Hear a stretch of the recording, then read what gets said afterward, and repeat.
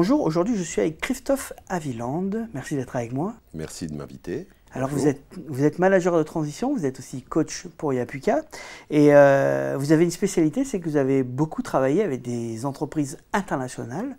Vous connaissez bien ce milieu et on va s'intéresser à ça aujourd'hui. Déjà pour commencer, ceux qui nous regardent, s'ils ont envie demain de travailler dans une entreprise internationale, est-ce qu'ils doivent revoir un peu leur candidature? Est-ce qu'il faut refaire son CV? Est-ce qu'il faut adapter à une entreprise internationale? Déjà, la première chose à faire, c'est désacraliser l'entreprise internationale. Une multinationale, elle est composée de multiples filiales, chaque filiale pouvant être considérée presque comme une bonne PME. D'accord ? Et quand on a compris ça, ça fait un peu moins peur pour le jeune étudiant qui est en train de faire son CV. Et donc déjà, c'est une façon de considérer le monde de l'entreprise de façon plus pragmatique. Hein.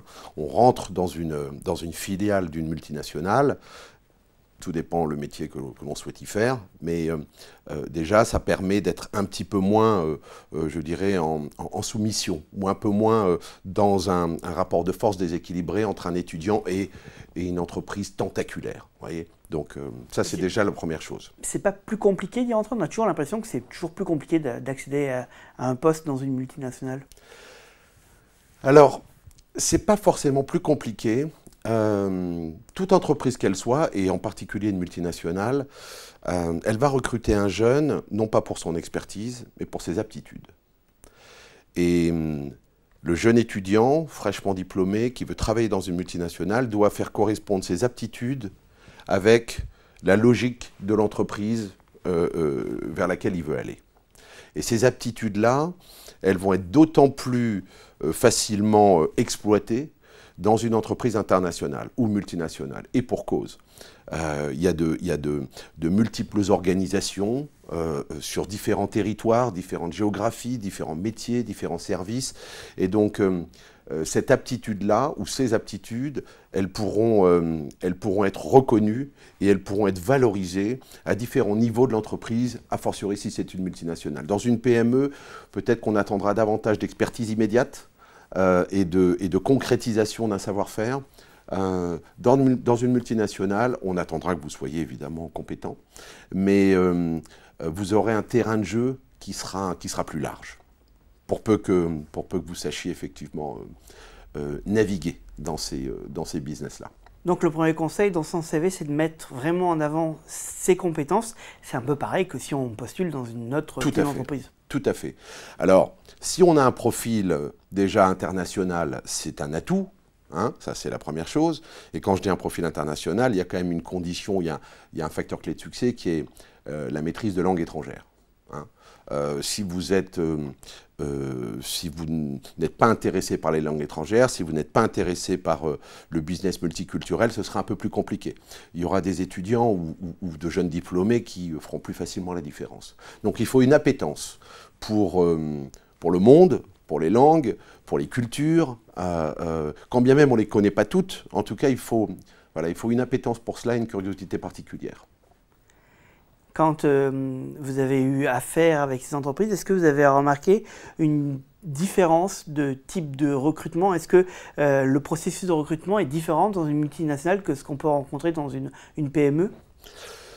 Oui, il est différent, puisqu'encore une fois, on va essayer de sonder davantage quel pourrait être votre parcours au sein de cette grande entreprise, avec de multiples territoires, encore une fois. Le bon DRH va essayer de déceler ce qui va sourcer votre parcours, votre trajectoire, comme on dit. Au sein d'une PME ou d'une entreprise très franco-française ou anglo ou hispano ou italienne, peu importe, c'est plutôt l'impact que vous allez fournir à très court terme dans un microcosme qui est plus restreint.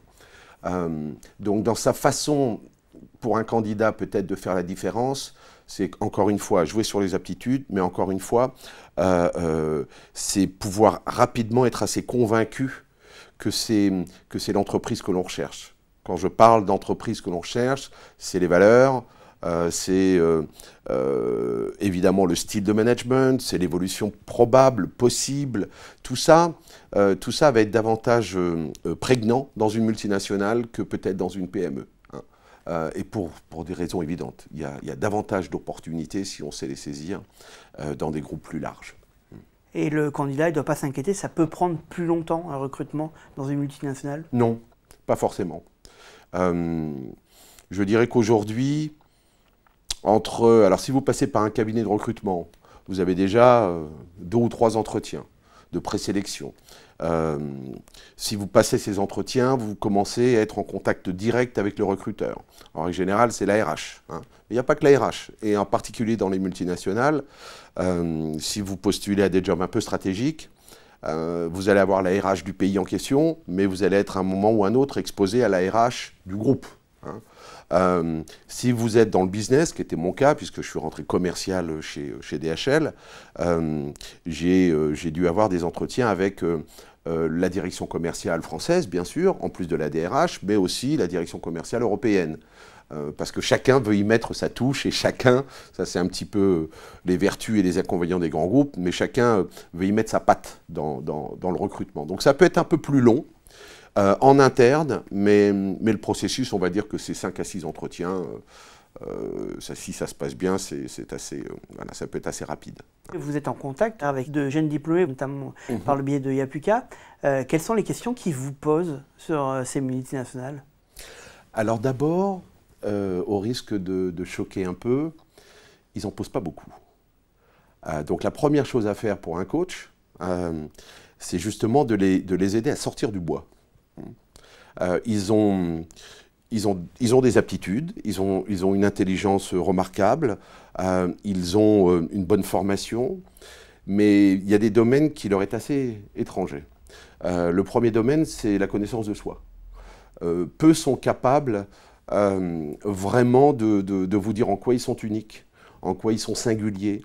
Ils ont des difficultés à faire ressortir dans leur parcours de vie et d'étudiants, parce qu'ils n'ont pas bossé encore, ils ont pas mal de difficultés à faire sortir ce qui fait d'eux des personnes à part entière, différentes, et avec des arguments et un véritable faire-valoir. Ça, c'est le vrai challenge. Hein. Donc c'est pas tant la difficulté des questions qu'ils me posent, c'est plutôt moi, comment est-ce que je les mets en situation de pouvoir justement être le candidat idéal. Alors, j'ai plein d'exemples, hein, mais c'est surprenant. Moi, je leur demande toujours, à titre d'exemple, dans votre présentation, le petit pitch de 3 minutes, de jouer avec 2 notions, la notion d'arrogance et la notion d'humilité.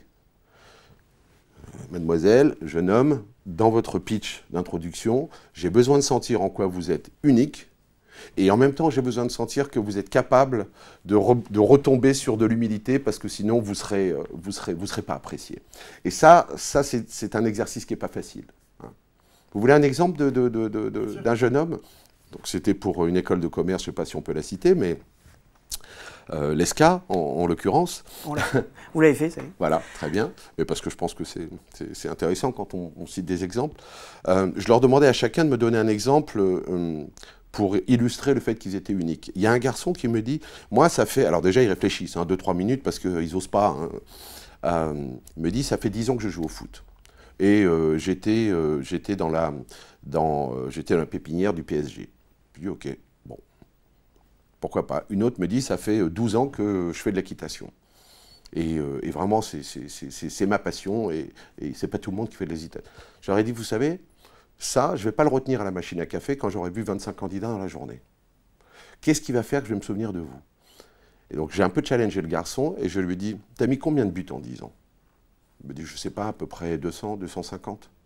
Voilà, ça je vais m'en souvenir. T'as donné combien de balles de but pour ton équipe? Oh, je ne sais pas, 500.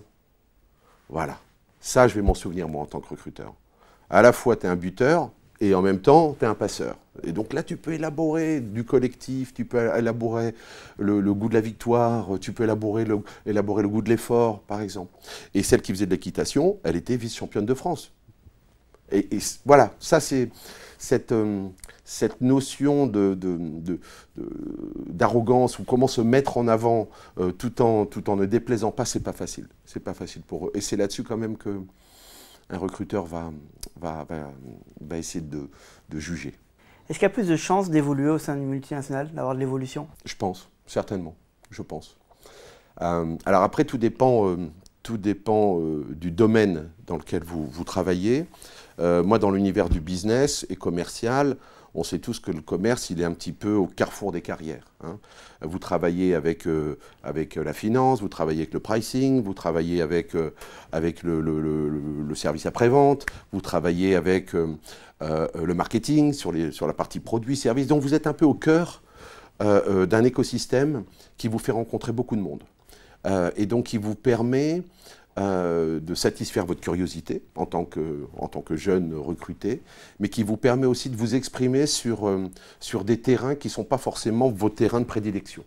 Et ça, la multinationale va vous donner cette opportunité-là, hein, de pouvoir, je dirais, travailler de façon fonctionnelle avec plusieurs services, ce qui va être un peu moins le cas peut-être dans une entreprise de taille plus restreinte.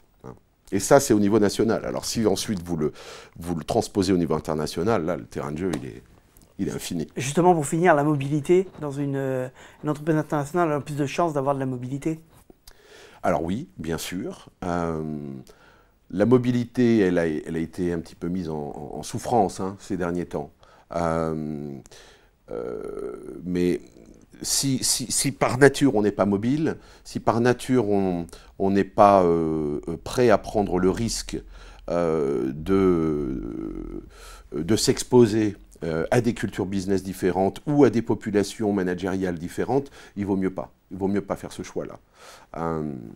On dit souvent dans une multinationale que quand on a un parcours réussi, on change de job, on va dire, tous les 2-3 ans. Ça, c'est une réalité. La première année, vous savez, vous devez démontrer ce pourquoi vous avez été retenu. La deuxième année, quand on fait du business, vous faites votre budget. Donc il faut faire son budget, vous êtes reconnu pour les résultats que vous avez. Et la troisième année, vous commencez à préparer votre plan de succession, dans le but de pouvoir évoluer. Ça, une multinationale sait très très bien le faire. Elle vous accompagne relativement bien dans ces domaines-là. Mais il ne faut pas s'attendre à ce qu'elle vous prenne par la main et qu'elle vous dise exactement où marcher. Il faut pousser un petit peu les murs.